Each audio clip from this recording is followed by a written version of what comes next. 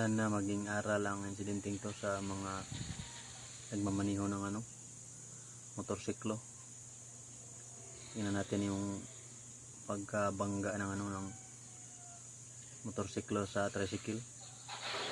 Oh, sabi yung salpok. Dapat talaga pag umuulan, madulas kasi yung kalsada.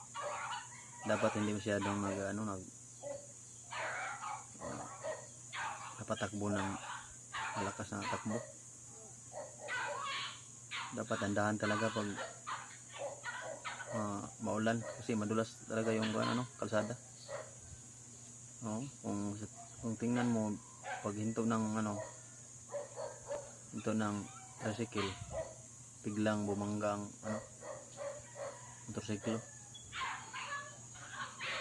Buti na lang at parang hindi masyadong nasaktan yung driver nito at saka yung sa tricycle driver. Problema kasi sa ilang nagmamaniho kasi minsan siguro nagmamadali, kahit madulas malakas talaga yung takbo. Naman siya, nakabangon naman. Buti na lang hindi na puruhan. Pero parang mahina pa yung niya, katawan. May masakit siguro na iniinda.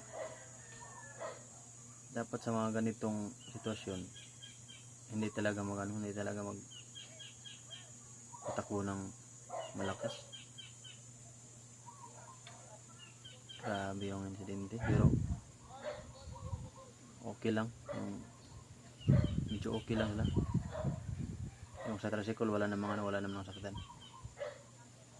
Kuha ito ng CCTV. Kalinaw ng CCTV na gamit nila. Parang okay na siya.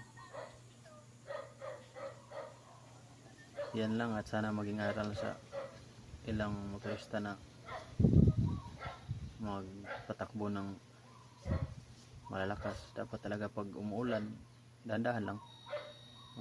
Nakano na siya, kabango na siya. So yan lang, sana suportahan niyo yung channel ko. Maraming salamat.